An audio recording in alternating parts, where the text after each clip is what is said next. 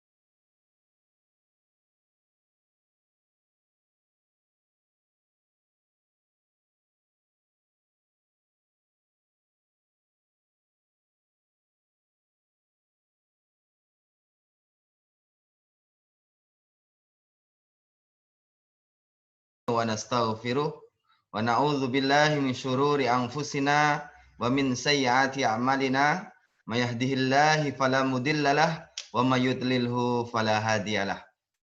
Asyhadu an la ilaha illallah wahdahu la syarikalah wa asyhadu anna Muhammadan abduhu wa rasuluh la nabiyya ba'dah. Ayah bunda yang dirahmati Allah, puji syukur kepada Allah Subhanahu wa taala. Shalawat dan salam teruntuk Nabiullah Muhammad sallallahu alaihi wasallam. Semoga ayah bunda semuanya selalu dalam keadaan sehat walafiat, selalu dalam penjagaannya Allah Subhanahu wa taala, dan kita semuanya dilindungi oleh Allah dalam rangka untuk selalu membersamai anak-anak kita sehingga hadir di tengah-tengah kita anak yang soleh dan solehah. Ayah bunda senang sekali bisa bertemu dengan ayah bunda semuanya. Setelah sekian lama sekolahnya orang tua tidak bisa berjalan karena adanya wabah ini. Tapi tentu kita tak boleh menyerah. Kita harus terus menolak kalah walaupun kita berada di kondisi wabah. Ayah bunda, alhamdulillah sekolah orang tua pertama menggunakan Zoom ini kita mulai hari ini, kita mulai malam ini. Insya Allah dalam pertemuan-pertemuan selanjutnya ya kita akan lakukan untuk sementara dengan webinar ini ayah bunda. Untuk itu bagi ayah bunda semuanya tolong kita bisa menyaksikan dan melaksanakan webinar ini dengan sebaik-baiknya. Ayah bunda yang dirahmati Allah, ya, hari ini kami kabarkan kepada ayah dan bunda semuanya bahwa Andalas Cendekia hari ini berduka karena ada salah seorang orang tua dari Ustadz Andalas Cendekia. Beliau telah dipanggil oleh Allah Subhanahu wa taala, yakni orang tua laki-laki dari Ustadz Febrianto. Ustadz Febri, orang tuanya laki-laki, telah meninggal dunia sore tadi. Kita doakan mudah-mudahan husnul khotimah dan kemudian Ustadz Febri dan keluarga yang ditinggalkan diberikan kesabaran oleh Allah Subhanahu wa taala. Ayah dan bunda yang dirahmati Allah, alhamdulillah di tengah-tengah kita pembicara kita, pemateri kita, Coach Hasbi ya, udah berada, beliau di tengah-tengah kita ya. Beliau akan menyampaikan tentang bagaimana orang tua ya juga bisa memberikan pengajaran terbaik buat anak-anak kita ya. Karena pepatah Arab mengatakan ya, al-umu alal madrasatun ula. Ibu adalah guru pertama bagi anaknya. Orang tua adalah guru pertama bagi anaknya. Ayah dan bunda, kemarin kita telah mengikuti dan merayakan Hari Raya Idul Adha. Ada sebuah kisah heroik yang luar biasa. Bagaimana Ibrahim alaihissalam bisa menghadirkan seorang anak yang luar biasa, Ismail alaihissalam. Ya, karena apa bisa seperti itu? Karena pengajaran yang dilakukan oleh Nabi Ibrahim bersama istrinya Siti Hajar. Ya, Siti Hajar. Ayah dan bunda, tentu Ibrahim berkorban luar biasa untuk bisa menghadirkan Ismail alaihissalam. Dan hari ini ayah dan bunda, kita juga berkorban. Mungkin paket kita, ya, mungkin apa semua yang ada pada diri kita, bagaimana menghadirkan ya anak-anak kita layaknya Ismail baru di tengah-tengah keluarga kita. Untuk itu ayah dan bunda tentu sudah tidak sudah tidak ingin lagi menunggu lama begitu ya untuk mendengarkan sebuah materi yang luar biasa dari Coach Hasbi. Ya, beliau adalah sahabat saya, seorang master trainer yang luar biasa, ahli NLP dan juga ahli hipnoterapi. Ayah dan bunda nanti boleh sharing, kita akan banyak sharing nantinya. Dan juga beliau seorang dosen Universitas Andalas dan seorang trainer, terapis dan sebagainya. Banyak sekali, penulis juga. Untuk itu kita panggil pemateri kita, pembicara kita, Coach Hasbi. Tafadhal Mas Kuro.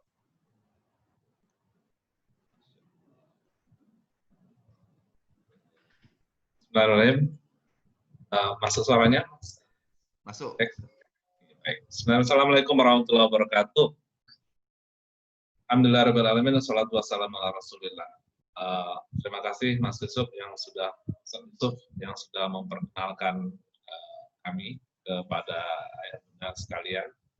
Dan tentunya saya sangat berbahagia bisa kembali bersama-sama belajar, sama-sama sharing tentang sesuatu yang sangat boleh jadi bagian dari kita sudah menguasai. Kita sama-sama diskusi.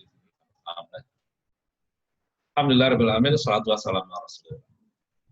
Segala puji bagi Allah dan salam kebajikan yang besar. Pertama sekali, setelah pengantar tadi sedikit tentang terima kasih saya dan rasa bahagia yang luar biasa bisa bertemu walaupun lewat dunia maya. Ada evaluasi dulu buat kita semua, berapa orang yang sudah menyaksikan videonya, karena materinya ada di video semua. Materi kita semuanya ada di video yang kita minta. Kalau saya cek di sini yang sudah menyaksikan link video itu baru 53. Kalau pesertanya berapa orang ini? Ustaz Yusuf, semuanya? Yang hadir sudah 45 baru. Oh, 45. Yang nonton udah 53. Oh, iya. Ada yang sudah hadir di YouTube, tapi belum hadir di Zoom ya. Baik, pertama sekali, banyak sekali pertamanya ya. Ini karena sudah sekian lama tidak ada kelas ngajar di kampus, sudah online, kelas-kelasnya juga daring. Perkenalkan diri dulu, nama saya Hasbi, tadi disebut sebagai trainer, terapis juga, dosen juga, apalagi tadi ya, saya juga seorang pembicara di sebuah radio di Kota Padang. Dari 2010 saya sudah mengudara, bicara tentang parenting, tentang pengasuhan, tentang pendidikan, dan sejak 2018 saya di radio RBS, sebelumnya di Radio Klesi. Dari radio juga saya menulis buku, kemudian kali di beberapa kota menyampaikan materi, sampai ke terutama paling jauh itu Gorontalo, Sulawesi. Sulawesi mana itu? Sulawesi mana? Geografinya terus. Baik, kita akan bahas sesuatu yang sebagian kita ini ya, setidaknya teman-teman yang saya kenal itu tidak siap untuk melakukannya, tapi mereka dalam tanda petik dipaksa untuk mengerjakannya. Sesuatu yang mereka tidak disiapkan untuk itu. Apa itu menjadi guru? Nah, tiba-tiba mereka menjadi guru. Dan serunya, ya, ini sesuatu yang seru adalah ketika yang ya, bahasa lainnya, yang curhat atau yang cerita atau yang masa beban, juga tidak hanya orang tua yang notabene tidak ada latar belakang pendidikan, tapi juga ternyata ada juga orang tua yang secara profesi dia juga guru. Dan secara pendidikan dia punya background sebagai pendidik, ya, guru juga. Jadi kita di sekolah untuk menjadi guru. Di masa pandemi ini tiba-tiba dia harus mengajar anaknya. Nah, maka sesuatu yang berbeda, sesuatu yang baru, dengan segala macam fenomenanya, dengan segala macam tantangannya, ada mulai yang kemudian angkat tangan, lempar handuk, menyerah, ada yang kemudian datang berkelompok, datang ke satu tempat untuk bersama-sama belajar. Ada yang kemarin di sebuah tempat di Kota Padang ini, gurunya punya alternatif seperti membuka ruang. Memang sekolahan nggak bisa, akhirnya anak-anak dibawanya ke rumahnya. Malang tak bisa ditolak, ya untung tak bisa dikejar. Ternyata di rumah itulah kemudian anak-anak yang datang belajar bersama itu terkena ya, COVID ini. Seru juga ya. Serunya adalah ketika kita niatnya baik, tapi kemudian tidak hati-hati, hasilnya juga belum tentu baik ya. Karena memang itu melawan apa yang dianjurkan oleh pemerintah. Nah, maka kemudian tiba-tiba saya teringat sekian banyak yang cerita, gimana ya kalau kita siapin sebuah materi yang sebenarnya materinya panjang. Ya. Kita belajar untuk menjadi guru, dulu ada namanya sekolah SPG, itu 3 tahun kalau nggak salah ya. Kemudian untuk kuliah ada 4 tahun, ada D1, D2, D3, dan seterusnya. Pokoknya untuk menjadi guru, itu kuliahnya bertahun-tahun, atau sekolahnya bertahun-tahun, dan sudah tamat pun, sudah wisuda pun, sudah dapat gelar sarjana pun, belum tentu mampu mengajar. Nah, tiba-tiba ada orang yang tanpa background itu harus mengajar. Nah, maka muncullah materi ini, Teaching Skills for Parents. Buat yang sudah menyaksikan, nah, di YouTube tadi ada tiga hal yang saya tekankan di sini, dan itu ada latihan-latihannya. Latihan-latihan yang nanti kalau kembali ke YouTube lagi bisa di stop dulu, di pause dulu, lalu baca pelan-pelan apa saja latihannya. Untuk itu kemudian dilakukan sendiri di rumah. Lalu kalau mau diskusi lebih panjang, silakan tuliskan komen di YouTube tersebut. Nah, bisa share screen atau gimana? Materinya bisa di-share nih Mas Yusuf, atau cukup dilihat di YouTube aja? Halo? Iya. Bisa share screen saya? Share screen? Share screen, Sat. Yang video tadi? Enggak. Bisa. Coach Abi udah dikasihkan co-host. Udah di co-host Coach Abi, Asbi. Oh, gitu Udah ya. jadi co-host, udah bisa langsung share screen.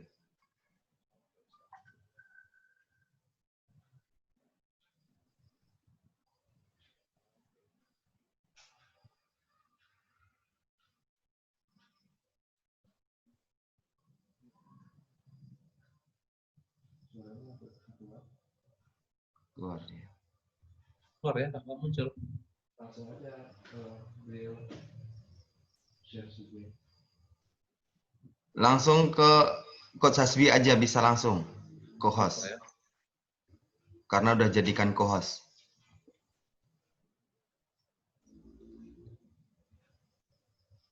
Muncul deh ya.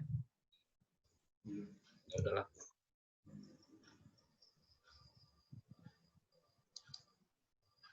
Ada muncul? Nggak muncul ya? Baiklah, kalau tidak muncul, ini kayaknya kita lihat di YouTube aja. Jadi landasannya adalah saya membaca sebuah artikel di Psychology Today. Psychology Today itu majalah psikologi yang online. Itu sebenarnya basicnya adalah majalah psikologi, tapi kemudian ada softbox juga online. Di situ ada salah seorang penulis yang menceritakan bagaimana Plato pernah mengatakan tentang bagaimana sepatutnya pengajaran itu tidak boleh memaksa.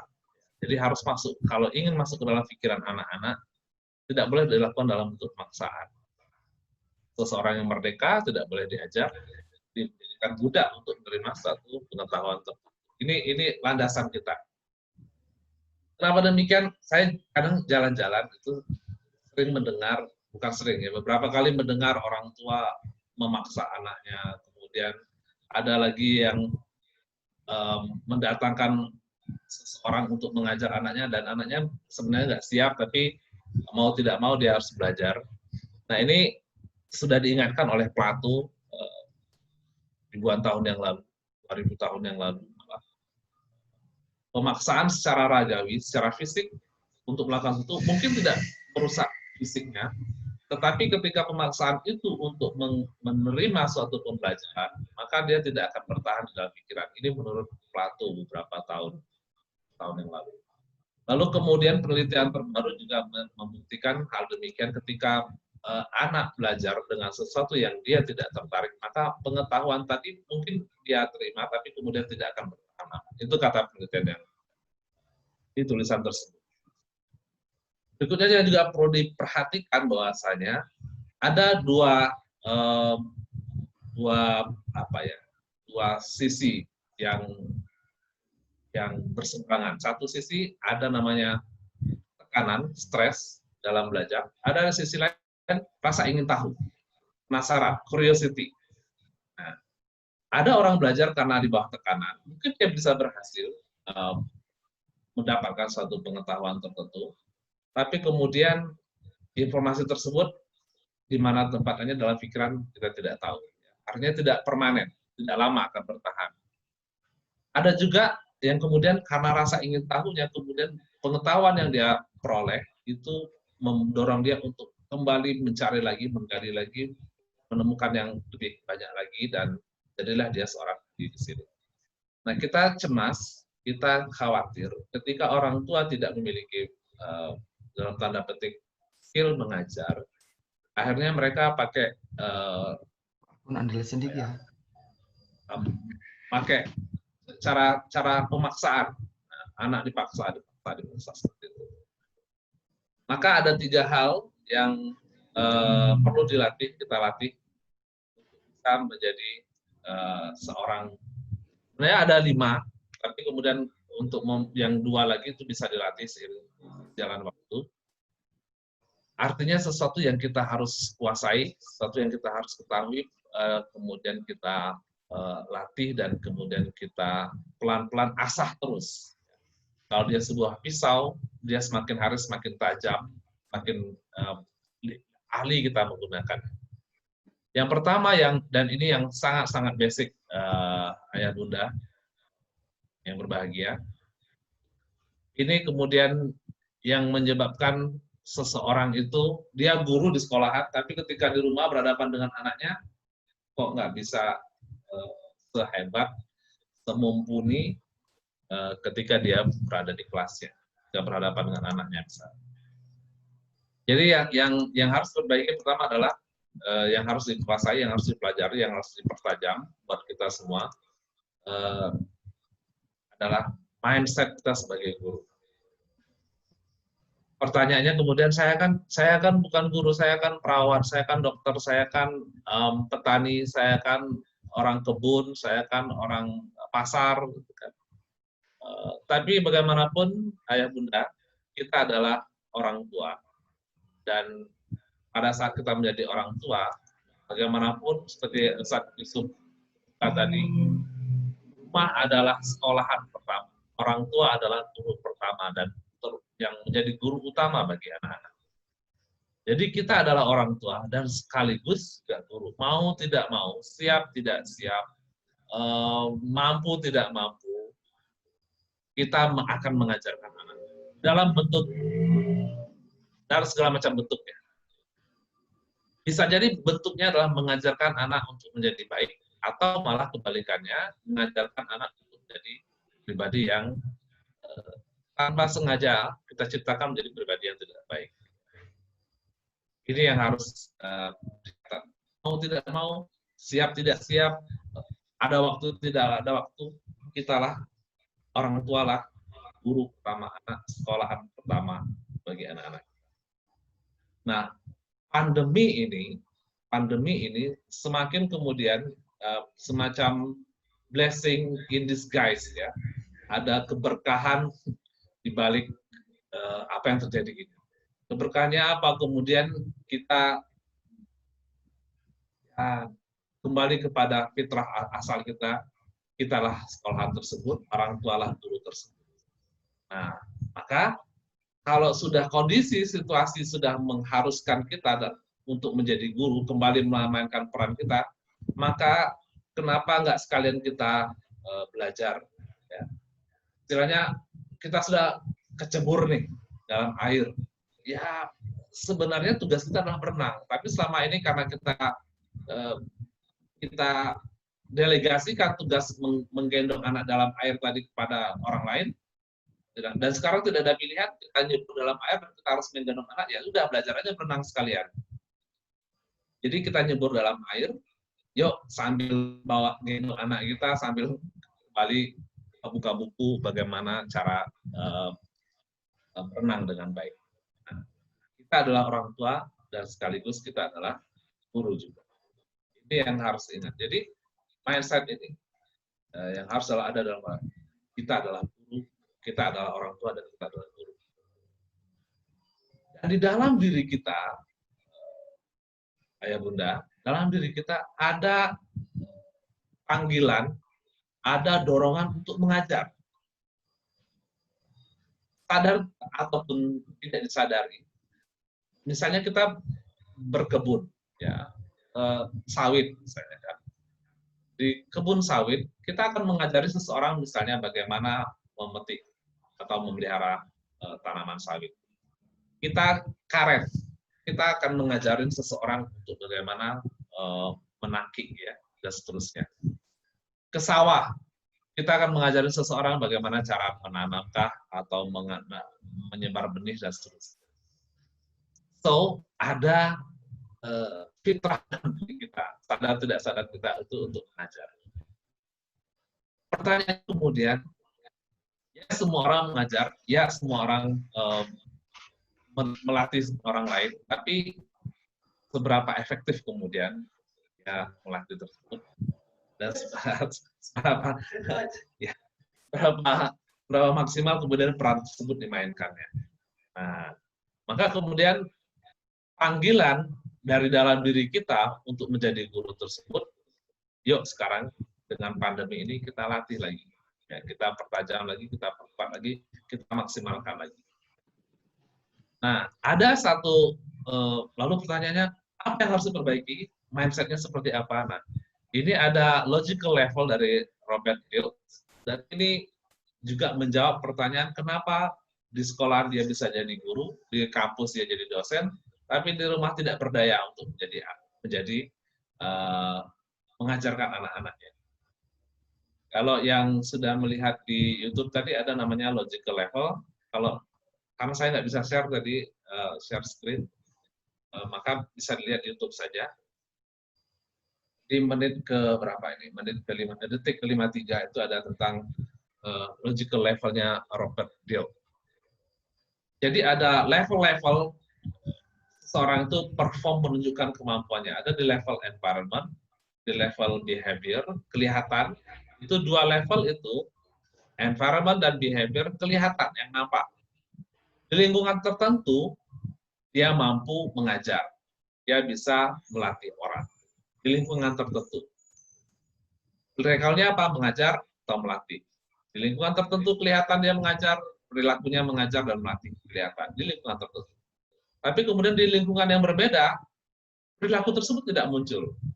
Nah, kenapa demikian? Nah, baru kita masuk ke level yang tidak nampak, yaitu ada skills dan capability. Keterampilan, dia tidak terampil, dia belum terampil, dia belum master dalam bidang pengajaran. Dia master mengasih tahu cara memetik buah sawit atau memotong karet. Tapi dia tidak punya skill untuk yang jauh lebih dari itu. Mengajarin orang bawa motor mungkin dia bisa. Tapi kemudian mengajarin masak atau mengajarin lain belum tentu bisa. Karena skillnya nggak sampai. Ya, dia tidak punya skill untuk itu. Tidak punya kemampuan juga. Atau kemampuannya terbatas. Nah, skills, capability itu kalau gunung es, dia ada di bawah lapisan air. Dia sangat menentukan, tapi dia tidak kelihatan. Saya bisa ngajar, seorang sepertinya bisa mengajar, tapi kemudian sebenarnya dia nggak bisa ngajar, hanya, mohon maaf, show off saja. Begitu ini kejadian yang saya alami, dia sepertinya seorang yang mahir. Ketika saya percayakan, ternyata dia nggak mahir. Hanya kemudian ketika di beberapa saat berjumpa, dia menunjukkan kemampuannya, behavior-nya kelihatan, tapi sebenarnya ternyata skill-nya nggak nyampe untuk kemudian berkembang. Saya serahkan sebuah tempat usaha, ketika satu tempat kayaknya berhasil, nah, tapi ternyata ketika kita lepas, dia nggak berhasil. Ternyata keberhasilannya ketika didampingi. Nah, skills and capability tidak kelihatan. Nah, ada kemudian orang pergi kursus, pergi ikut pelatihan, ikut training, mengasah skill dan capability. Bahkan dia sudah menyimpan segudang sertifikat. Ya, tapi ternyata nggak juga bisa perform. Ternyata ada yang jauh lebih dalam yang kemudian juga menentukan bahkan, yaitu value, tata nilai, dan belief system.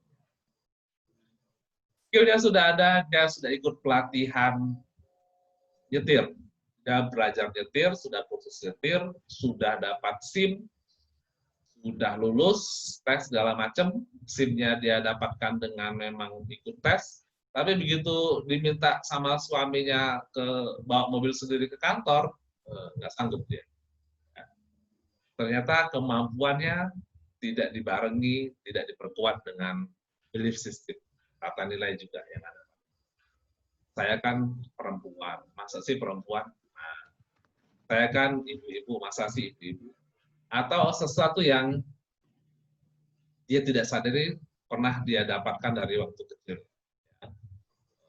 Pesan-pesan dari orang-orang tertentu, kamu ini, orang seperti kamu nggak mungkin bisa bawa kendaraan. Orang seperti kamu nggak mungkin ini dan itu, segala macam. Dan ketika dewasa, dia berlatih untuk membuktikan dia bisa ini dan itu, tapi kemudian belief system-nya belum dia robah, maka dan value-nya belum berubah, dia tidak mampu, walaupun dia sudah punya sertifikat. Dan ayah Bunda, value dan belief system ini kemudian berubah menjadi perwujudannya adalah kita. Bagaimana kita mengambil dari value yang kita miliki. Bagaimana kita nyaman di satu kondisi, itu dari value yang kita miliki. Ada orang yang nyaman di antara teman-temannya yang mohon maaf misalnya minum minuman keras misalnya. Karena dia punya tata nilai, aku kan nggak minum, selama aku nggak minum, ya nggak apa-apa, fine. Tapi ada orang yang nggak nyaman, oke? Ketika berteman dengan orang-orang misalnya yang perilakunya tidak baik. Ini kemudian yang menentukan kenyamanan kita bersama orang lain, atau berada di situasi tertentu, value. Maka nyaman tidak nyamannya kita mengajarkan anak, itu juga ditentukan oleh value. Kalau kita sudah punya tata nilai bahwasanya yang hak mengajar anak adalah orang yang dengan latar belakang ilmu pendidikan dan dia profesinya adalah guru, selain itu tidak layak, tidak patut mengajar, kalau kita memegang tata nilai itu, maka ketika kita sebenarnya punya skill untuk mengajar, dan sekarang dipaksa mengajar anak, dalam tanda petik dipaksa mengajar, kita nggak mampu, aku nggak bisa. Dan lalu kemudian muncul pembenaran-pembenaran lainnya. Anaknya nggak mau juga, aku malas sama mama, aku nggak mau sama papa. Wah, itu kan, ya, aku bisa ngajar di sekolah, tapi aku nggak bisa ngajar anak. Ya, jangan-jangan ini, ya, ada tata nilai ini yang muncul dalam diri kita. Dan kabar baiknya, kita bisa merubah itu. Nah, bagaimana merubahnya? Itu nanti ada di latihan, kalau nggak salah saya siapkan latihannya. Latihannya itu kalau di YouTube-nya ada di menit ke 1:06, menit ke 1 lewat 6 detik. Jadi pertama kita gali value apa yang muncul dalam diri kita. Nah ini sebenarnya buat ayah bunda yang sudah nonton YouTube bisa kemudian di bagian ini pause dulu lalu jawab pertanyaannya. Ini materi ini saya sharing di YouTube baru jam 6 sore tadi. Ya. Karena semalam saya on air di radio, siaran di radio, dan baru tadi pagi baru diambil materi ini. Perkiraannya kan awalnya kita kelasnya minggu besok, jadi ada percepatan, jadi materinya pun akhirnya baru bisa di-share di YouTube tadi malam. Tadi sore maksudnya.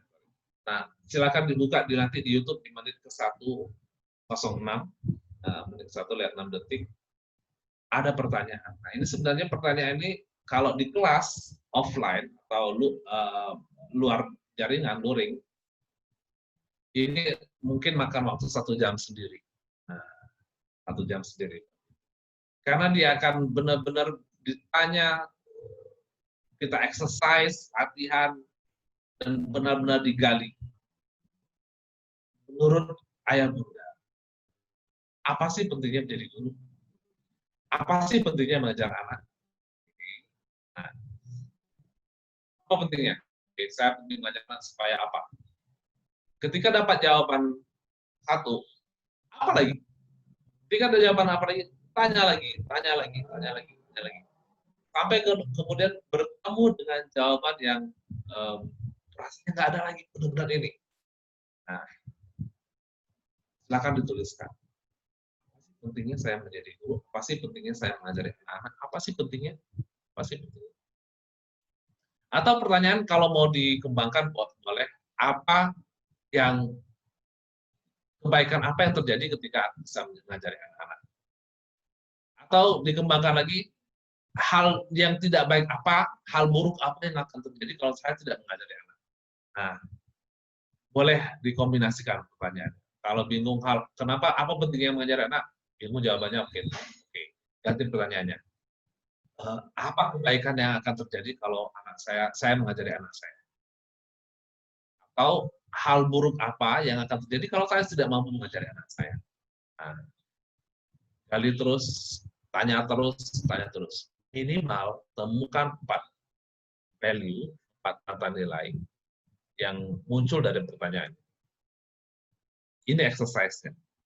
Silakan ayah bunda lakukan, mungkin tidak sekarang, atau sudah melakukannya tadi. Ya. Lalu kemudian setelah ketemu value-value apa saja tata nilai yang kita miliki, ini juga buat ustaz-ustazah yang mengajar di sekolahan, supaya kemudian ada motivasinya terus muncul. Kalau kemudian mulai lemes, kan, apa yang saya ngajar di Andalas Cendekia ya? Coba tanya pertanyaan, apa pentingnya saya ngajar di Andalas Cendekia? Hal baik apa yang akan terjadi ketika saya mengajar di Andalas Cendekia? Atau hal buruk apa yang akan terjadi kalau saya tidak mengajar di Andalas Cendekia? Tanyakan itu, insya Allah nanti akan muncul motivasi baru, akan muncul semangat baru. Setelah itu, ingin lebih dalam lagi, temukan levelnya. Dari semua tata nilai yang ada tersebut, mana yang paling penting?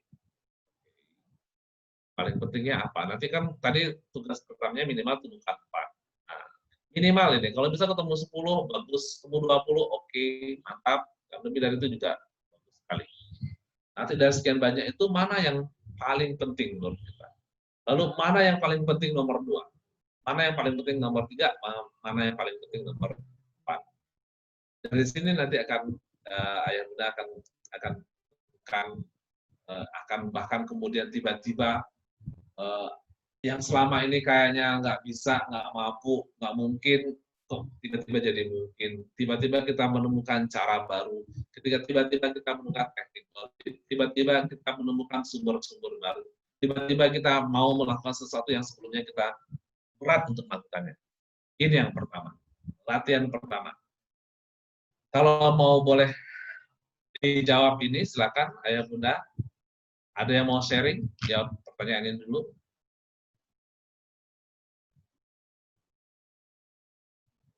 Memang Ustaz, kita diskusikan ini atau lanjut dulu? Yusuf? Lanjut dulu, Ustaz. Lanjut dulu ya. Lanjut dulu. Sampai jam 10 lanjut. Jam 9 setelah itu diskusi kita. Oh, sampai jam 9 diskusi. Oke, formatnya gitu ya. Oke. Ini yang pertama. Insya Allah, yang pertama, kalau sudah ketemu, oke, fine. Yang lain nggak dijawab juga. Insya Allah bisa mengejarnya sendiri. Insya Allah, biasanya seperti itu. Yang kedua, latihan kedua, exercise kedua, setelah kita memiliki mindset, kita ketemu value-nya apa, dan belief system kita sudah membaiki, maka baru hal-hal teknis, hanya communication skill. Ya. Maka di communication skill ini, yang paling penting kita pelajari adalah, yang paling penting kita kuasai adalah membangun keakraban. Nah, bahasa kampung saya itu membangun rapport, bangun keakraban. Kalau diibaratkan musik, maka harus laras antara nada dan irama, antara lirik dengan musik. Dan kalau di YouTube itu ada gambar orang main saxophone dan ada yang maka kalau yang satu mainkan musiknya lagu kemerdekaan, yang satunya lagi nyanyi dangdut, kan nggak nyambung, kan nggak connect. Nah, kalau di kelas-kelas lain mungkin kita bisa lakukan exercise ini jika tidak selaras. Tidak enak dilihat, tidak enak didengar juga. Kan? Lalu juga komunikasi ini dikatakan sebagai seperti orang menari. Kalau tadi seperti orang bermain musik, seperti orang menari. Ada chit-chatnya, ada berbalas-balas. Makanya menjadi sesuatu yang berirama. Output eksternal, apa yang kita lihat, apa yang kita dengar, apa yang kita saksikan, apa yang kita rasakan, cecap, kemudian membentuk, mengenerate internal respon. Ada respon dari dalam diri kita, terutama tadi setelah disaring, setelah dievaluasi, setelah ditimbang-timbang oleh value kita, oleh belief system kita, lalu kemudian keluarlah external behavior, muncullah perilaku-perilaku. Direspon oleh orang, di observe-nya, dilihatnya respon kita tadi, kemudian dia pun akan merespon, mengenerate internal respon dari dalam dirinya, dengan tata nilai yang mereka miliki, orang lain miliki, lalu mereka merespon. Inilah tariannya, the dance of communication. Seperti itu. Nah, kalau kita yang latihan satu tadi sudah mantap, kita akan nyaman dengan mengatur internal respon kita. Ketika anak kita ngapain, kita sudah punya value, sesuatu yang oke, ini adalah bagian dari misalnya mengajak anak adalah bagian konsekuensi saya sebagai orang tua, maka kita harus terima konsekuensi ini. Kalau kemudian mengajari anak adalah bentuk syukur, maka kita dengan senang hati ketika anak responnya apa, maka internal kita sudah merespon dengan baik karena kita ada value di sana. Anak adalah anugerah, bentuk syukurku adalah mengajarinya, maka kemudian itu tadi, kita tiba-tiba punya energi, kita tiba-tiba punya kekuatan, kita tiba-tiba mampu melakukan daya upaya tertentu untuk kemudian membuat anak kita nyaman belajar. Selama tadi yang satunya sudah kita lakukan dan kita temukan. Maka membangun rapor, membangun keakraban dengan anak menjadi lebih gampang. Maka tidak ada lagi anak kok banyak gaya, anak itu segala macam ya. Karena internal kita, value kita, belief kita sudah nyaman.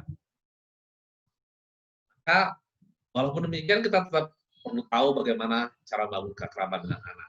Satu hal yang hampir selalu saya share kalau ini kelasnya kelas parenting adalah ketika berbicara dengan anak, pastikan posisi kita secara fisiknya sangat tinggi.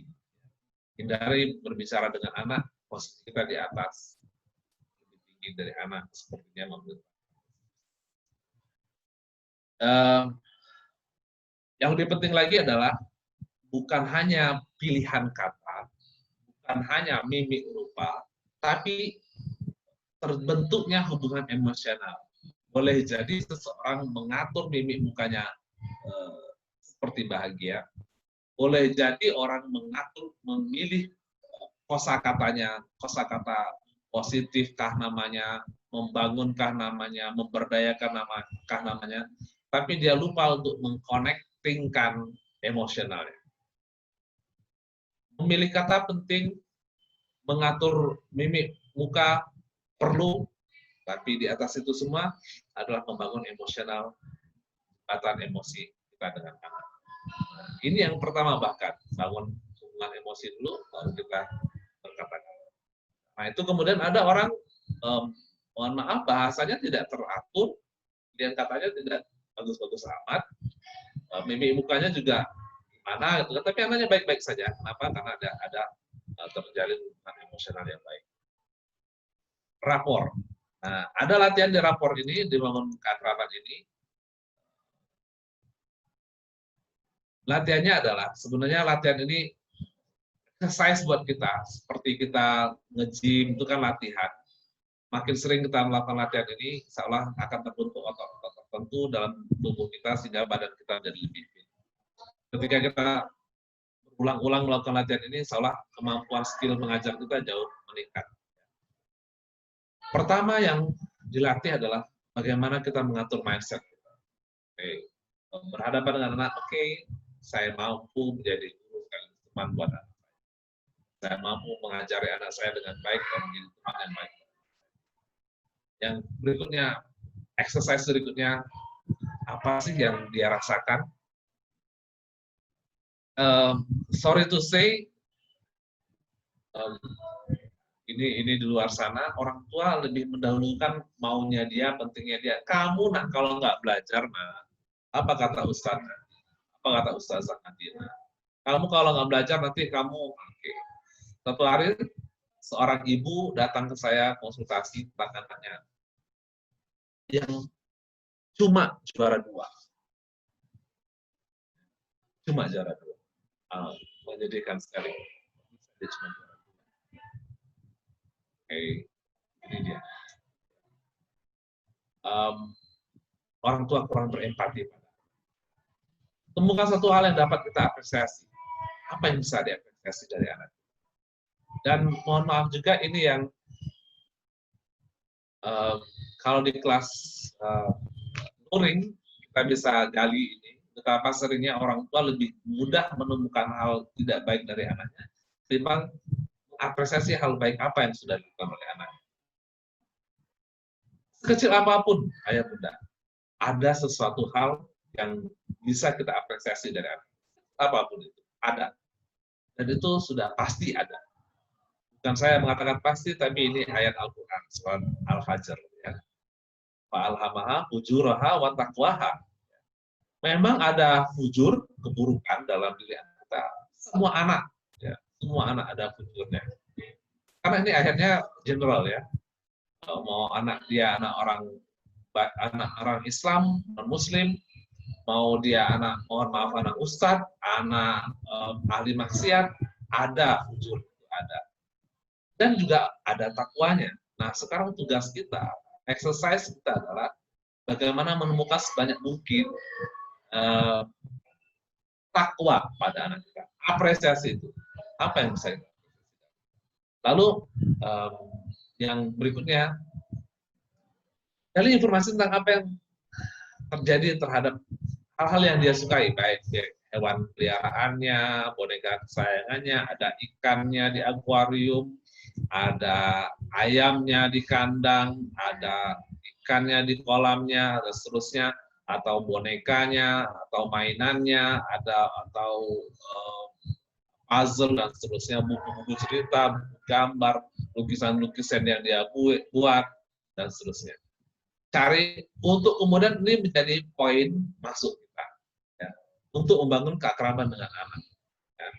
This is about our children. Ketika membangun keakraban, this is about our children.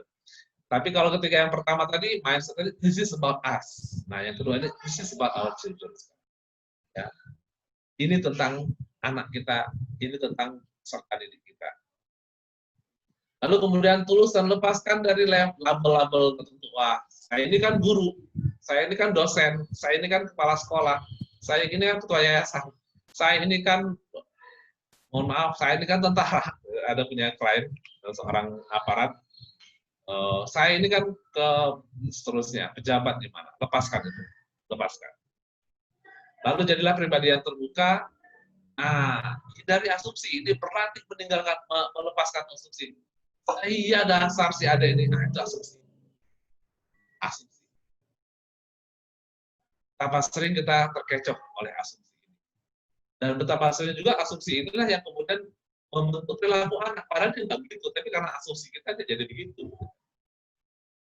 Maka caranya adalah jadikan setiap fenomena itu sebagai ruang pembelajaran. Apalagi yang saya pelajari dari dia. Anak gadis saya sudah kuliah, tahu-tahu tadi minta jalan-jalan ke Bukit Tinggi. Apa yang saya pelajari dari sini ya? Ya sudah baru selesai ujian dan mau liburan, udah bisa jalan-jalan ke Bukit Tinggi dan ini hari kerja, kemungkinan tempat wisata. Oke, silakan, hati-hati nak ya. Fenomena menjadi ruang belajar. Kalau kemudian kita terlalu asumsi ini anak gadis saya tahun ya, mau masuk tahun 3, ini udah gadis. Sama siapa dia? Jangan-jangan, waduh kacau, nggak jadi pergi anak. Perang nih, ya. Nggak jadi terbentuk kabar. Ya. Maka hindari, berhati-hati dengan asumsi. Lalu yang terakhir, skill terakhir, yang kita share malam hari ini, yaitu jangkar emosi atau anchor. Jangkar emosi atau anchor. Ini luar biasa, ayah bunda. Beberapa di antaranya kita ciptakan tanpa sengaja, dan sebagian besarnya memang tanpa sengaja. Jadi anchor itulah sesuatu yang muncul dalam diri kita, dan itu bisa jadi memberdayakan atau membuat dia tidak berdaya. Ya. Ketika pemicunya terjadi, pemicunya bisa jadi suara tertentu, kata-kata tertentu, bisa bau tertentu, aroma tertentu, bisa berupa warna, gambar tertentu, bunyi-bunyi tertentu. Inilah anchor emosi. Ketika kita mendengar lagu siapa lagunya ya? Kalau saya nyanyikan nanti ketahuan generasi berapanya ya. Misalnya lagunya Obi Mesak, nah ini yang ketahuan generasinya. Malu aku malu pada semut merah. Nah, kalau kita dengar lagu itu tiba-tiba mungkin ada terasa sensasinya waktu masih SMA atau SMP, di mana kita menikmati lagu itu. Mendengar lagu itu kok kebawa ke sana. Dulu waktu masih, terutama ketika saya di Australia, sebelum ke Australia ya, waktu di Australia istri saya jadi rajin masak rendang, jadi asosiasi rendang itu, dulu rendang itu terengker pada saya sebagai lebaran. Karena waktu kecil ketemunya rendang itu ya waktu pas lebaran aja. Kalau nggak lebaran, insya Allah nggak ketemu rendang. Gitu kan. Jadi sebelum Australia, ya, rendang adalah lebaran. Karena nikah, atau nikah baru ke Australia, karena rindu Indonesia, jawaban rindu Indonesia, dua orang tua adalah rendang, maka sering masak rendang, sering kumpul-kumpul dengan orang-orang Indonesia, kita masing-masing bawa makanan khas dari kampung kita, maka ada yang bawa bubur ayam, bawa ini dan segala macam, maka sering makan rendang waktu di Australia. Jadi anchor tentang rendang adalah lebaran itu hapuskan. Jadi anchor itu bisa muncul bisa hilang. Yang saya jaga adalah sekarang anchor lemang. Lemang adalah lebaran. Karena walaupun sekali-sekali makan lemang, saya tetap mengusahakan menghindari makan lemang, kecuali pas lebaran.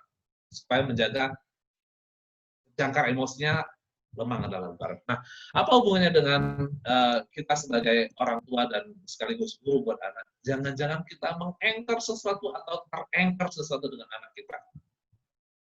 Seorang ibu menangis. Apa?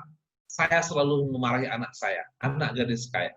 Ini ya, ibu ini saya ada kelas di Pekanbaru, ibu ini dari Dumai. Dia datang dari Dumai ikut kelas di Pekanbaru, lalu nangis. Dia juara, dari SD sampai SMA juara. Tapi kalau di rumah, azab dia. Saya marahin dia, saya pukul dan segala macam. Dan sekarang, kalau ketemu saya marahin. Tapi kalau sekarang dia mau kuliah di Pekanbaru, saya sedih, nggak mau ngelepas juga. Nah, jangan-jangan ada anchor, Bu. Anchor tertentu yang dimana setiap ibu ketemu dia, anak gadis adalah anak yang boleh dipukulin, anak yang boleh dimarahin, anak yang bla bla bla. Maka cek ayah bunda, anchor apa yang muncul.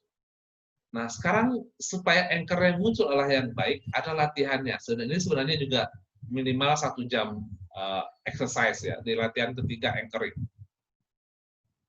Latihan anchor ini minimal 1 jam juga ya. Ayah bunda boleh berdiri sekarang, atau membayangkan saya di depannya ada sebuah lingkaran. Ini kita sebut circle of excellence, lingkaran keunggulan. Bayangkan di depan kita ada sebuah lingkaran yang kalau kita bisa masuk ke dalamnya. Lalu kemudian bayangkan di dalam lingkaran itu semua kebaikan-kebaikan yang pernah kita peroleh, prestasi kita, pencapaian kita, kebahagiaan kita, sesuatu yang menyenangkan ada di dalam lingkaran tersebut. Dalam lingkaran yang kita gambar secara imajinatif. Ini langkah keduanya. Langkah ketiganya, lalu masuk ke dalam lingkaran tersebut, lalu kemudian kita akses kebahagiaan tadi, kemampuan tadi, prestasi tadi, pencapaian tadi, untuk kemudian dengan pencapaian tadi, kebahagiaan tadi, kita berhadapan dengan anak kita, mengajari anak kita.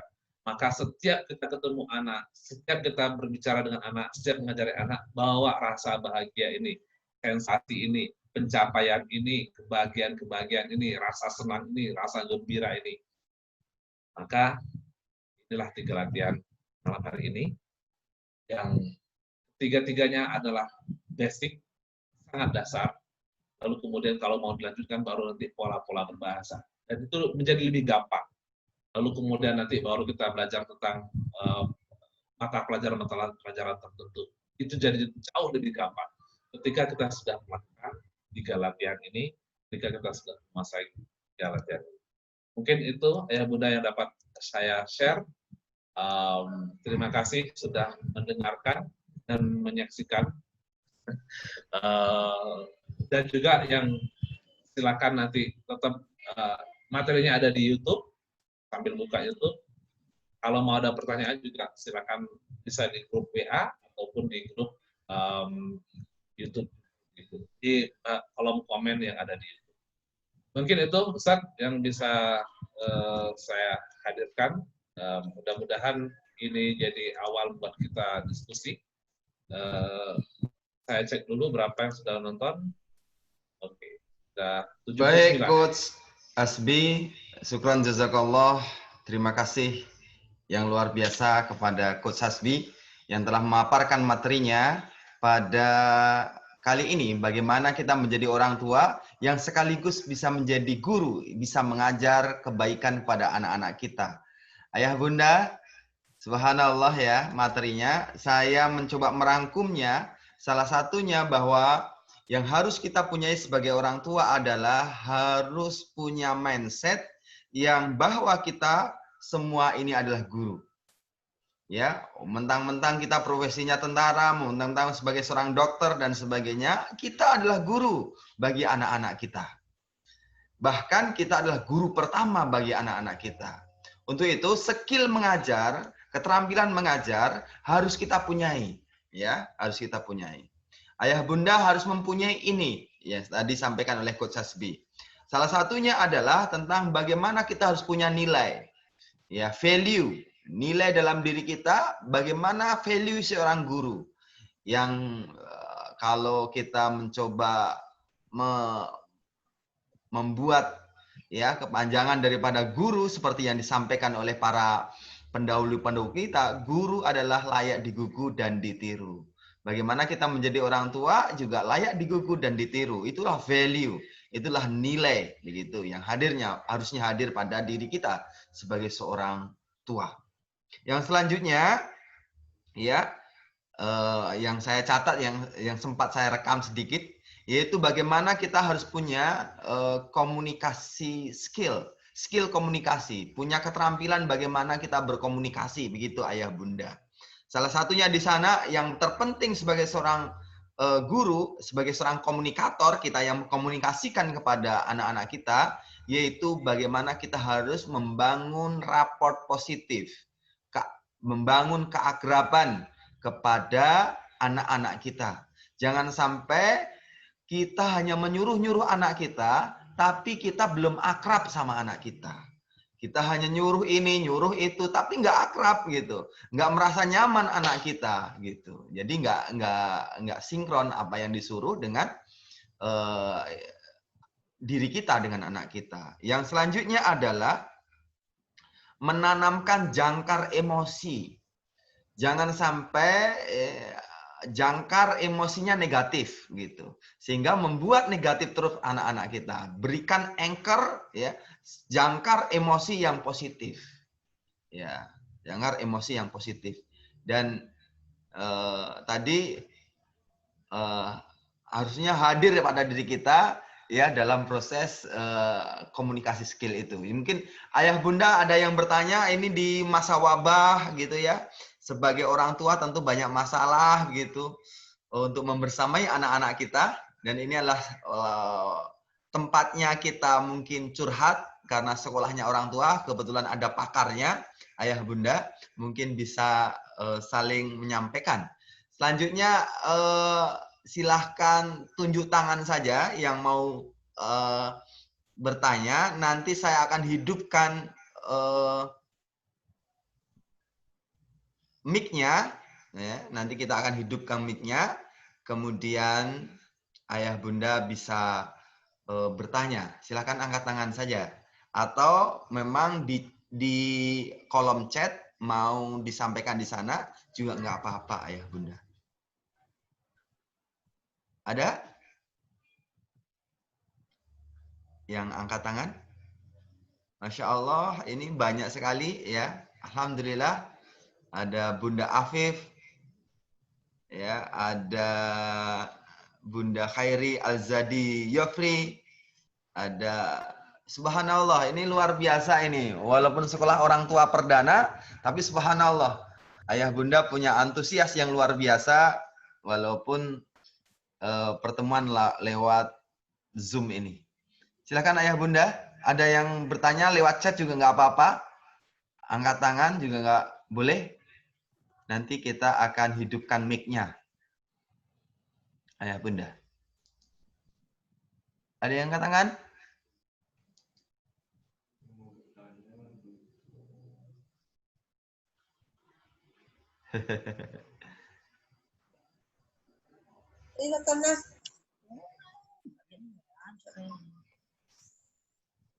Ada bunda?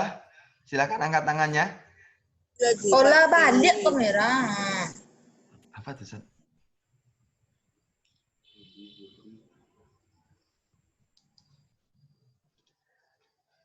Coach Asbi, ini ada yang menyampaikan kepada saya tentang bagaimana menjadi orang tua dalam proses membersamai anak kita di masa pandemi ini, Coach Asbi, yang memang kendala orang tua itu ya memang pembelajaran daring ini ya, pembelajaran daring ini. Apa kira-kira triks dan tipsnya orang tua dalam proses membersamai anak dengan pembelajaran daring ini, Coach Asbi? Silakan dulu. Oke, baik. Terima kasih, Ustaz Yusuf.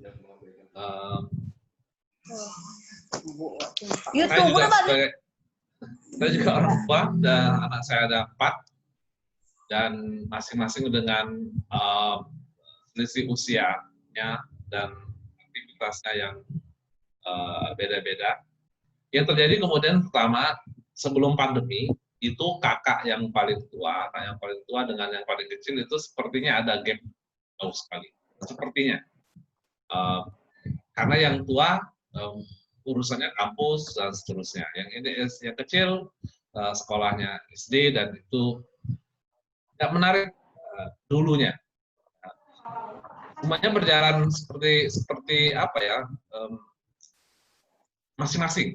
Nah, ketika pandemi ini justru yang terjadi kemudian mereka guyup, saling belajar,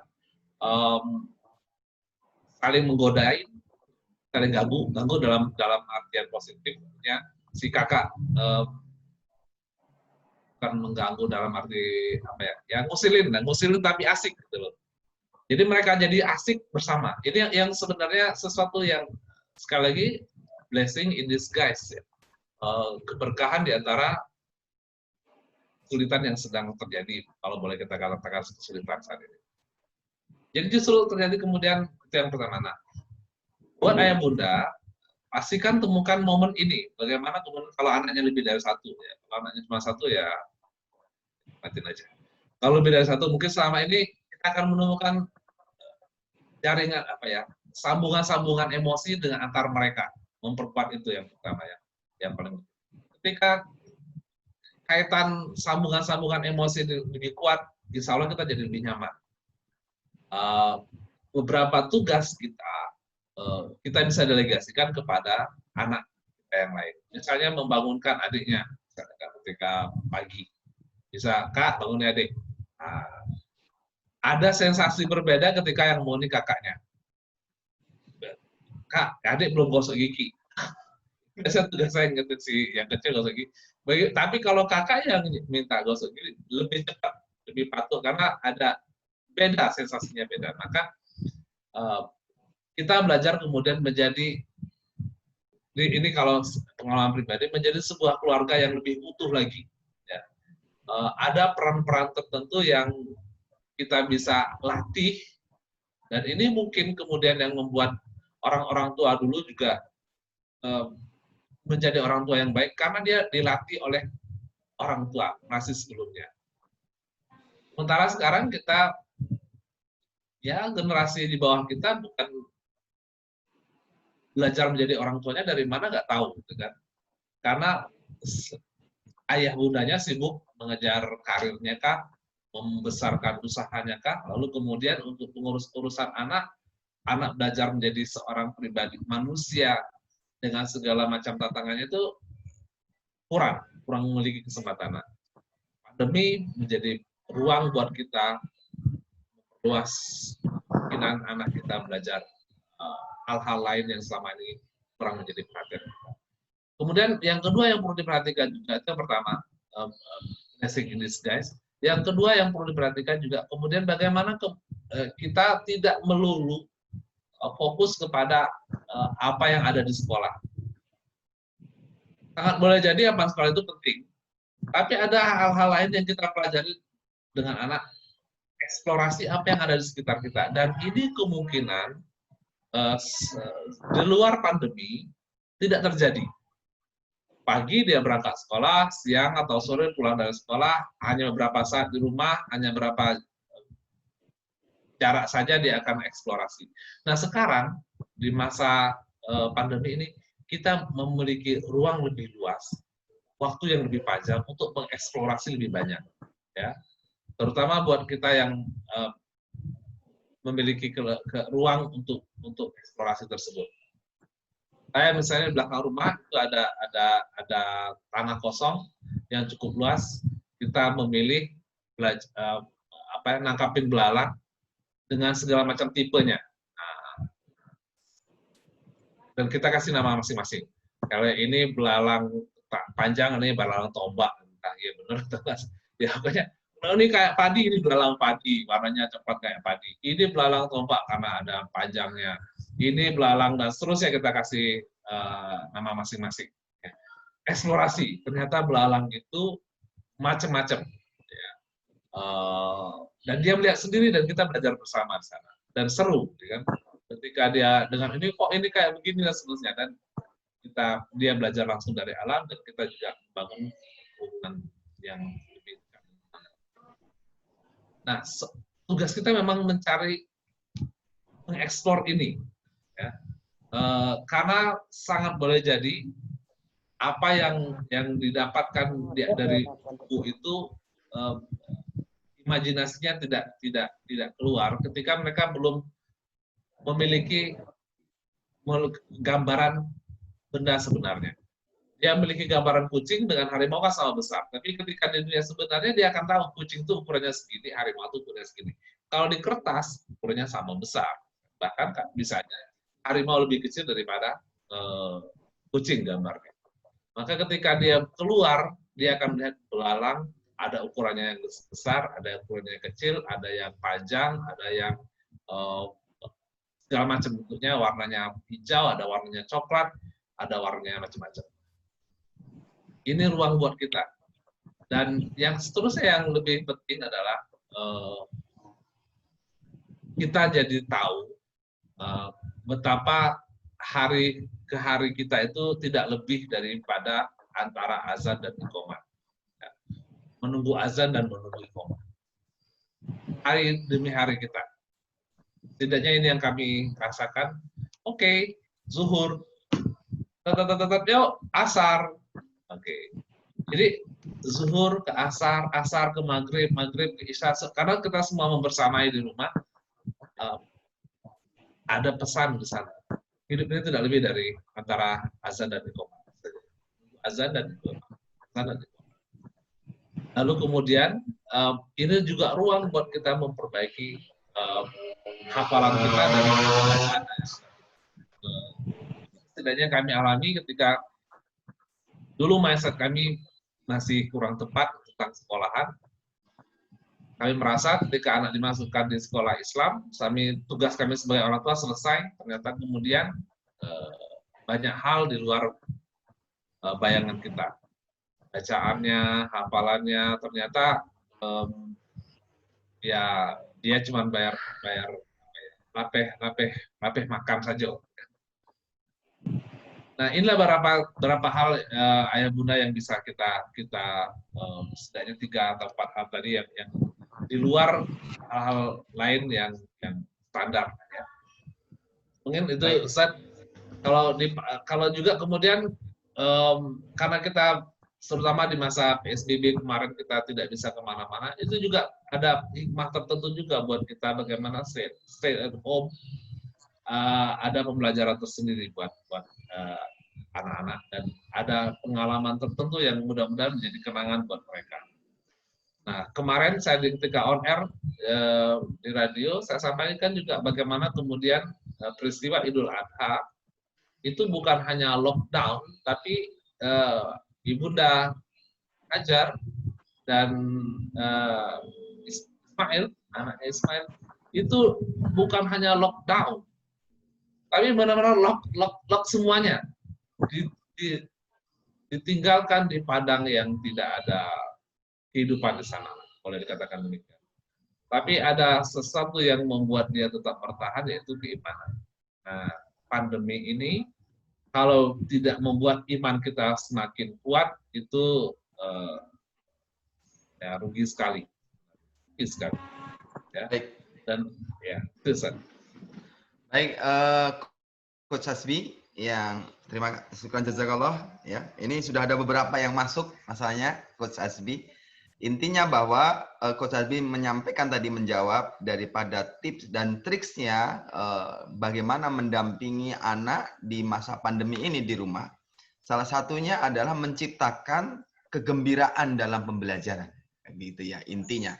Jangan sampai ayah bunda anak-anak kita tertekan dalam pembelajaran daring ini, gitu. Sehingga anak-anak seolah-olah belajar itu hanya mengerjakan soal, melihat video pembelajaran, dan kemudian menjawab soal. Tidak. Tapi ternyata tadi disampaikan menangkap belalang adalah belajar. Mengeksplorasi hal-hal yang ada, tanaman-tanaman itu belajar. Jadi ayah bunda jangan melulu bahwa pembelajaran itu hanya melihat video pembelajaran, menghafal Al-Quran, dan kemudian juga hal-hal yang ada penugasan daripada ustadz dan ustazah kita. Begitu. Jadi ciptakan hal-hal yang menyenangkan bagi anak-anak didik kita. Baik ayah bunda, Coach Asbi, ini ada pertanyaan. Kayaknya tadi ada yang ngacung ya, ada yang angkat tangan. Ibu Devlilona, ya, tolong di apa, Bu Devli, di unmute apanya mic-nya, di unmute mic-nya. Oke, silakan Bu. Ya, Assalamualaikum Coach dan Ustadz. Ya, alhamdulillah malam ini banyak pelajaran yang kita dapat ya Coach sama Ustadz dan teman-teman semua juga. Ini satu kata yang tadi disampaikan oleh Coach ini agak apa namanya masuk gitu kan. Di sini dikatakan tadi bahwa ketika kita menghadapi anak itu kita harus perlu bawa rasa bahagia gitu. Nah ini ada tips nggak Coach? Ini kan sebagai ibu rumah tangga gitu ya, dengan rutinitas domestik yang nggak berhenti gitu Ustadz. Sementara kayak saya pribadi, saya tuh punya 3 orang anak di SD Tiara Celikia ini, dan 3-tiganya itu kan daring. Ini benar-benar agak membuat apa ya Coach? Rasa bahagia itu agak berat gitu loh Coach. Maksudnya gimana ya? 3 orang daring, ini ustazah yang ini di WA ini gitu kan, belum lagi kerjaan yang lain-lain numpuk gitu kan Ustaz. Ini mungkin bisa dibagi tipsnya Ustaz, Coach, atau mungkin teman-teman yang lain juga gitu kan. Biar bisa lebih bahagia, biar bisa bisa lebih membawa rasa bahagia itu ketika menghadapi anak gitu. Makasih Coach. Assalamualaikum. Waalaikumsalam warahmatullahi wabarakatuh. Tawadal Coach. Oke, kalau alhamdulillah, terima kasih Bu Devlilona ya. Kalau mau dipakai ayat Al-Quran, saya punya satu, ini saya setelah pakai teknik Darmutala, saya punya satu ayat yang saya nikmati sekali ya, luar biasa ketika saya buka ayat ini yang muncul.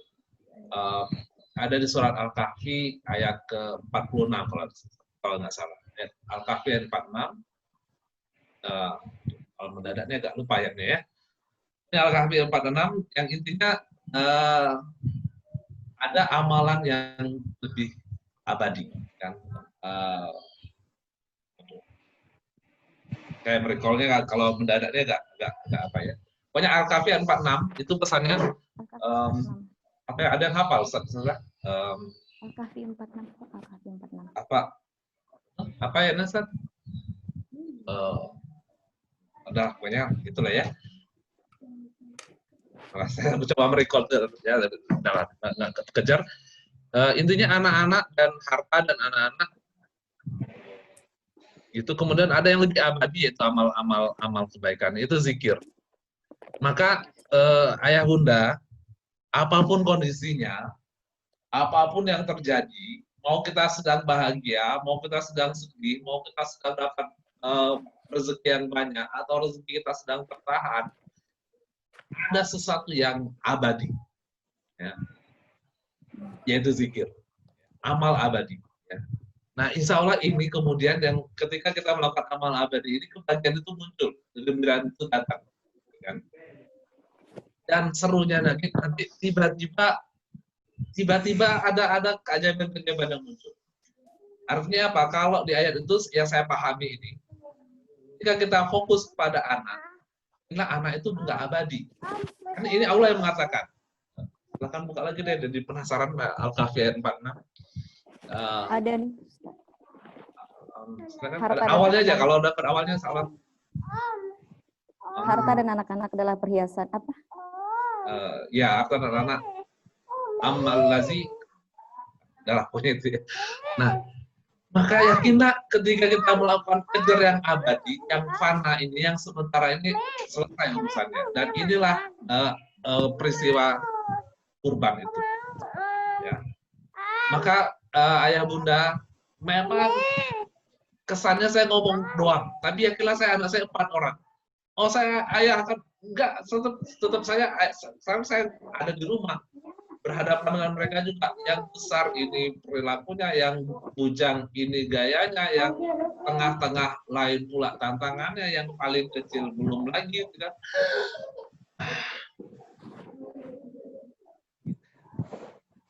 Lalu kita kemudian Allah tidak memberikan beban. Ya, apa jawabannya? Maksudnya ini kita sanggup menerimanya ketika kita fokus pada amal yang abadi, ya, amal abadi. Kalau kita fokus kepada mereka lalu lupa melakukan amal abadi, maka kita tidak punya kemampuan.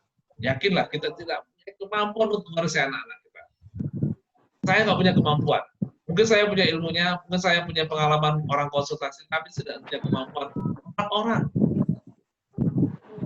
Ibu tadi, Ibu Devolana 3 orang, kan? 4 orang kesannya. Nah, kita tidak mampu. Sekarang fokus kepada amal yang abadi. Amal yang abadi. Setiap persoalan fokusnya kepada amal yang abadi. Zikirnya jangan lepas, salawatnya jangan pernah tinggal, kemudian amal-amal soleh jangan pernah kurang, gitu kan. Usahakan ada satu amalan yang kemudian menjadi amalan andalan. Kita kemudian menjadi alasan buat kita meminta pertolongan Allah. Apa amalan andalan kita? Mungkin antara kita amalan andalannya menjaga wudhu. Jadi ya Allah, mungkin sholatku bolong, mungkin nggak sempurna, tapi aku menjaga wudhu ya Allah. Jadi ada alasan kita minta pertolongan Allah ketika anak kita memiliki satu perilaku yang sebenarnya mau pecah kepala kita, nggak tahu lagi. Ya. Ingat Al-Kahfi ayat 46. Fokus kita kepada anak, maka dan mengabaikan kita kepada amal yang abadi, maka yang kita fokuskan tadi belum tentu selesai sama kita, karena kita mampu. Jangan ngurusin anak, jangan kita ngurusin diri kita sendiri, kita nggak mampu, gitu kan. Nah, maka ini mungkin Ibu Devolana, ketika kita fokus pada amal yang abadi, insya Allah ini ya. Kalau saya sih sangat yakin 100%. Karena ini memang begitulah ayatnya, gitu kan. Anak harta dan anak-anak adalah apa ya, nggak abadi, dan yang abadi adalah ada yang amal yang lebih baik. Mungkin itu jawabannya. Dan insya Allah ini sepertinya klise, sepertinya standar, tapi memang gitulah adanya. Sebelum ngomong dengan anak, usahakan kita salawat dulu. Sebelum kita menghandle anak-anak, usahakan zikir dulu. Ya. Kalau nggak sampai 1000 dalam sehari kita bersalawat, minimal 100 lah. Ya. Kalau nggak sampai subhanallah wa bihamdi sampai 100 dalam setiap waktu salat, ya dalam sehari minimal 33 kali lah. Ya, antara azan dan iqamat, misalnya baca subhanallah wa bihamdi astagfirullah sampai 100 kali. Insyaallah sehari udah 500 kali, gitu kan.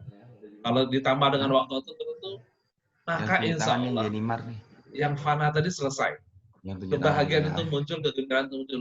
Bahkan di momen-momen orang nggak bingung, gitu kan. Baik, Coach.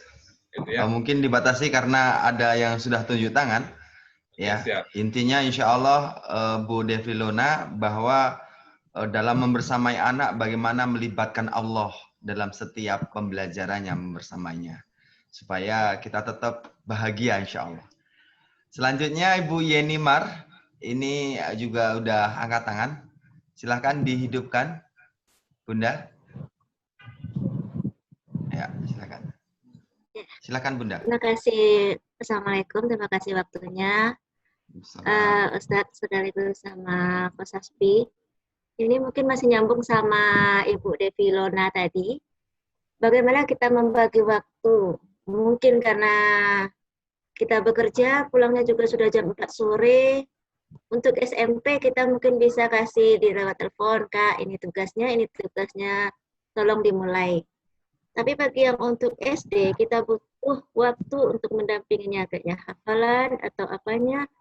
Waktunya sangat pendek untuk mereka. Bagaimana trik kita agar kita tetap sabar, anak juga tetap nyaman. Kadang kalau kita ibu-ibu saat lelah, emosi gampang terpancing. Itu juga anak kalau saat dia udah waktunya mepet, dia juga sering frustasi dengan tugas. Jadi mungkin itu bisa sama Coach Hasbi atau Ustadz Yusuf juga bisa, atau mungkin ada yang lain. Bagaimana trik dan tip kita agar anak kita nyaman dan kita pun sabar. Baik, dengan Bunda. waktu yang sangat singkat. Baik, Mungkin Bunda. Ya. Ya, silakan Coach Hasbi langsung. Baik, insya Allah Bunda Yenimar, memang begitulah adanya, gitu kan. Anak dengan, kalau saya bicara tentang anak ini selalu saya gambarkan status FB yang saya perhatikan begitu anaknya baru lahir, syukur, senang, bahagia. Kemudian seminggu kemudian senang, syukur, bahagia. Lalu kemudian mulai statusnya ya terlambat. Dengan alasan anaknya bangun malam atau dengan alasan segalanya. Maka ayah bunda, kalau kembali ke materi yang saya sampaikan tadi, salah satunya yang perlu diperhatikan, apresiasi apa yang kita berikan kepada anak. Untuk kemudian ketika kita mulai melihat kebaikan-kebaikan yang ada pada anak, maka kita mulai yakin, asumsi, memperbaiki juga asumsi-asumsi yang muncul, yakinlah anak kita bisa melakukan yang kita inginkan. Seorang ibu datang kepada saya, anaknya nggak sholat Jumat, katanya. Saya di kantor, gimana saya ngontrol anak saya bisa sholat Jumat? Oke, saya tanyakan, ibu yakin anak ibu nggak sholat?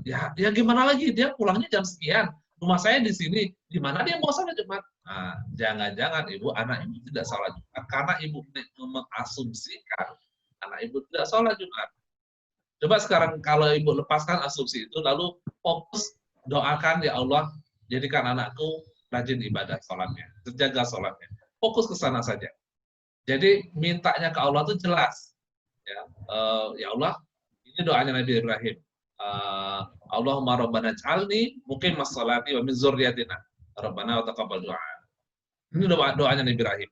Kita di momen bulannya Nabi Ibrahim, momennya Idul Kurban. Maka lepaskan diri kita dari asumsi. Ini materi kita tadi. Lepaskan dari asumsi. Insya Allah ya bunda, semua kita menghadapi kondisi yang sama. Kondisi yang sama. Tinggal lagi ada kemudian orang yang fokusnya kepada kebaikan yang ada pada anaknya, atau kita fokusnya kepada asumsi-asumsi yang sebagian besarnya belum tentu terbukti. Ya. Maka waktu itu bukan kita yang mengaturnya, tapi maksudnya dia akan tetap terus berputar. Dia akan tetap terus berjalan.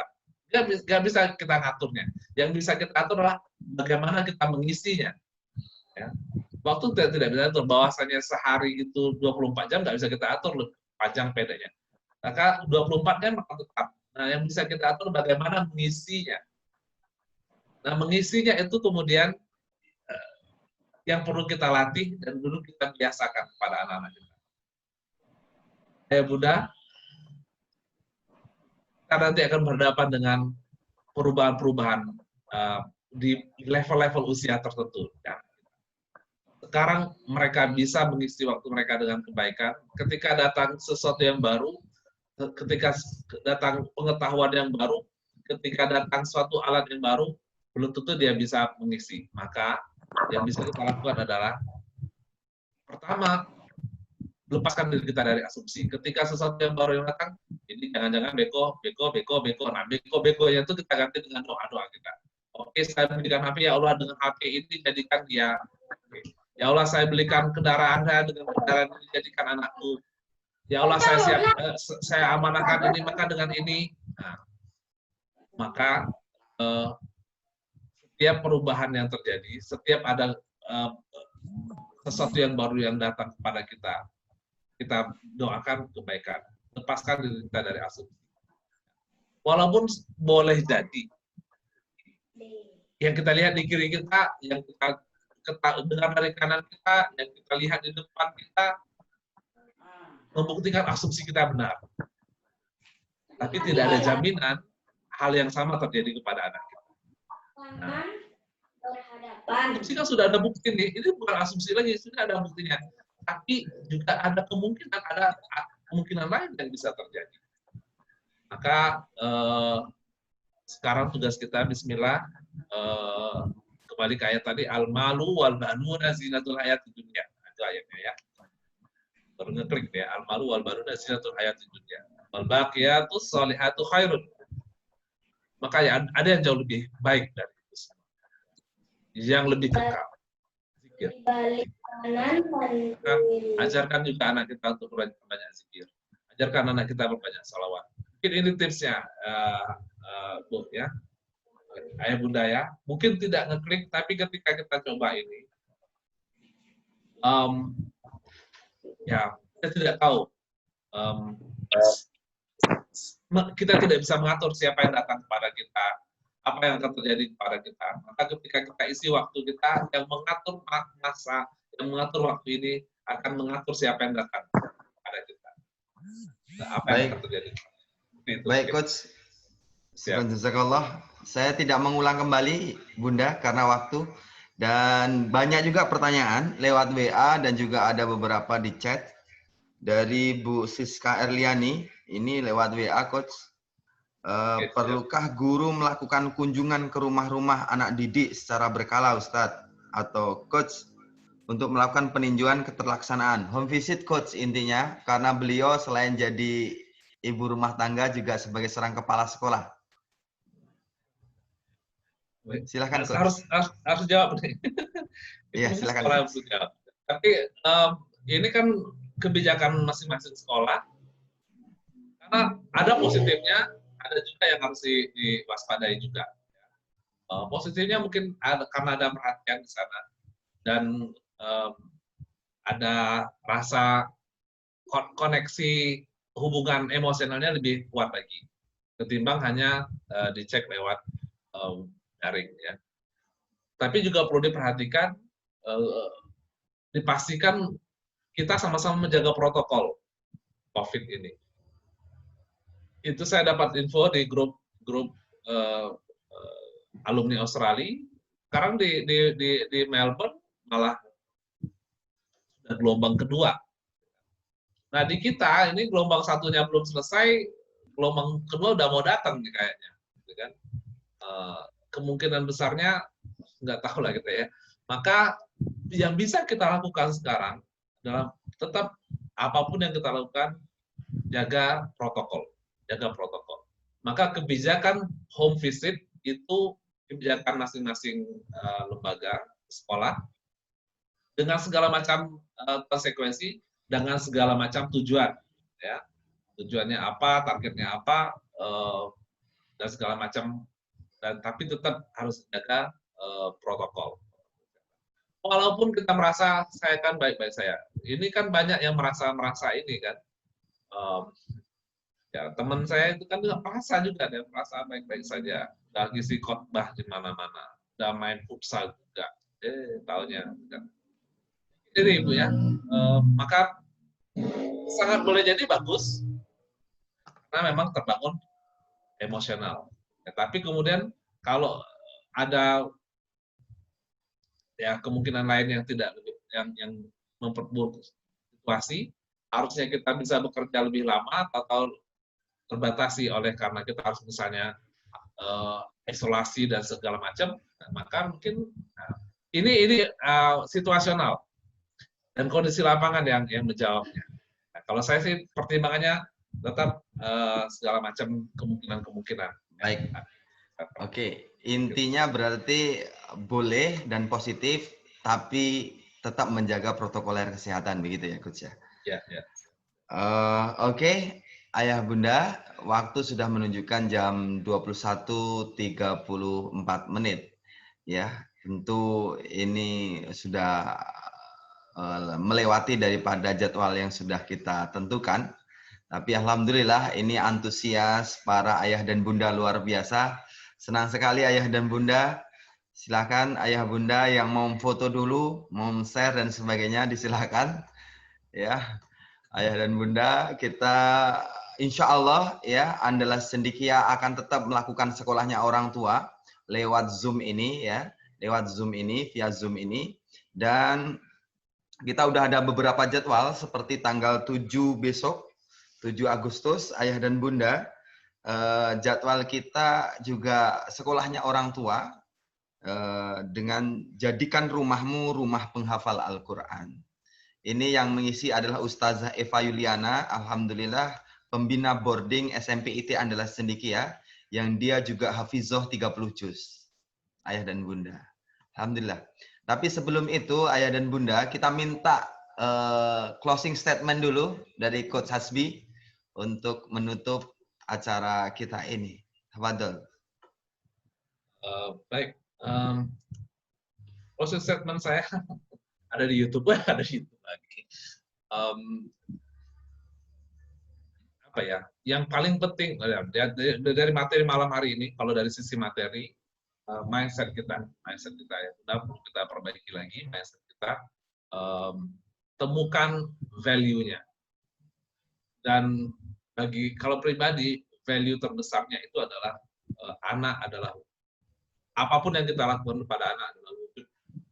Pastikan itu persembahan terbaik kita kepada Allah. Kita sudah dipercayai oleh Allah, dikasih amanah oleh Allah, maka maksimalkan upaya kita untuk menyenangkan orang yang nitipin kepada kita. Nah, jadi mau ngajarin dia kah, mau nitipin dia ke sekolahan kah, mau mendatangkan guru tutor, guru privat kah, mau ngapain kita, bismillah ya Allah, ini sebagai wujud syukurku, terima kasih itu, engkau telah menganak-anahi anak ini kepada. Lalu ketika sesuatu terjadi, ketika menghadapi anak, maka kuncinya al-malu wal banu zinatul hayatid dunya wal baqiyatus ayat Al-Kahfi ayat 46. Ini bagi saya ini ayat favorit. Favorit sekali, senang sekali. Ini jawaban, aduh, saya kan family therapist, saya kan coachnya keluarga. Kok anak saya begini? Al-malu wal banu zinatul hayatid dunya. Apalagi kemudian kalau kemudian orang mau mensigi, disiginya kan gimana anak kecil. Maka fokus kita adalah amal yang abadi. Jangan lepas zikir, jangan lepas salawat, jangan lepas ibadah-ibadah wajib kita. Mungkin ini closing statement, insya Allah ya Bunda, ketika kita fokus pada amal yang abadi, maka yang fana ini akan dimudahkan. Itu saja Ustaz, dan terima kasih sekali lagi sudah mengundang kami dari Yayasan Hasbi Smart Parenting. Kita bekerja sama dengan Yayasan Andalas Cendekia, dan malam ini materi kita tentang 3 latihan, dan Ayah Bunda silakan please kunjungi lagi YouTube itu, di bagian latihannya di post, lakukan, nanti silakan kasih komen seperti apa yang terjadi, atau ada pertanyaan silakan masih bisa di komen di YouTube itu, karena itu memang channel pribadi, channel yayasan, artinya kita akses kalau ada sesuatu akan ada notifikasinya. Dan insya Allah apa yang kita pelajari malam ini kita niatkan sebagai usaha kita menyenangkan orang yang nitipin, bukan orang yang menitipkan kebahagiaan kepada kita. Anak-anak itu adalah kebahagiaan Allah Bunda. Apapun kondisinya sekarang itu adalah kebahagiaan. Coba ingat ketika mereka baru lahir. Coba ingat lagi ketika kita berharap betul mereka hadir. Maka apapun kondisinya sekarang, ya Allah, dulu aku sangat bahagia dan aku tetap bahagia dengan anak-anak sekarang. Terima kasih Ustaz dan Ustazah. Terima kasih ya Bunda. Insya Allah kita doa sama-sama. Mari kita hafalkan doanya Nabi Ibrahim. Allahumma ja'alni muqimas sholati wa min dzurriyyatina rabbana wa taqabbal du'a. Itu saja closing statement-nya. Mari kita hafalkan doa tersebut. Banyak maaf sekali lagi. Wassalamualaikum warahmatullahi wabarakatuh. Waalaikumsalam warahmatullahi wabarakatuh. Syukran jazakallah Ustadz dan Coach Hasbi.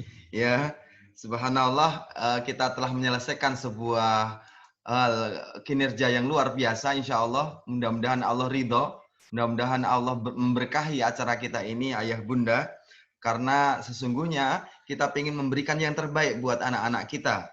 Gus Baha pernah mengatakan, pandanglah anak-anak kita sebagai penerus sujud kepada Allah, penerus mentauhidkan Allah, penerus perjuangan agama Islam.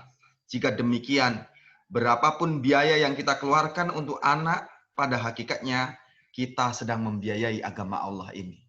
Ayah bunda, kata Allah dalam Quran surat Muhammad, intang surullah yang surkum wa yusabit akdamakum. Siapa yang membantu agama Allah, maka Allah akan membantu dirinya dan akan menguatkan pijakannya. Ini salah satu bentuk ya usaha kita, mungkin waktu kita yang keluar hari ini, malam ini, dan mungkin paket kita yang keluar. Insya Allah ayah bunda ini dalam rangka untuk memberikan yang terbaik buat anak kita sebagai penerus sujud kepada Allah, sebagai penerus risalah para rasul dan para nabi insya Allah. Ayah bunda yang dirahmati Allah, sekali lagi ya insya Allah sekolahnya orang tua akan terus dilakukan. Ya, kita akan mengundang para pembicara-pembicara hebat. Perdana ini Coach Hasbi ya. Yang insya Allah besok itu tanggal 7 Jumat malam Sabtu berarti ayah bunda itu Ustazah Eva Yuliana. Ya, judulnya Jadikan Rumahmu Rumah Penghafal Al-Quran. Itu pembina boarding kita, SMP IT Andalas Cendekia, yang alhamdulillah hafizah 30 juz. Dan kita sedang lagi menghubungi ya Coach Bendri Jayusman dari Jakarta. Jadi ayah bunda, kita akan undang ke Zoom kita, karena sesungguhnya kita sudah beli ini selama 1 bulan. Dan insya Allah kalaupun nanti antusias para ayah bunda begitu banyak, maka ini akan kita teruskan ya untuk Zoom-nya, bukan hanya sebulan ini. Baik ayah bunda, syukran jazakallah atas perhatiannya, atas kesempatannya bergabung bersama kita di webinar ini.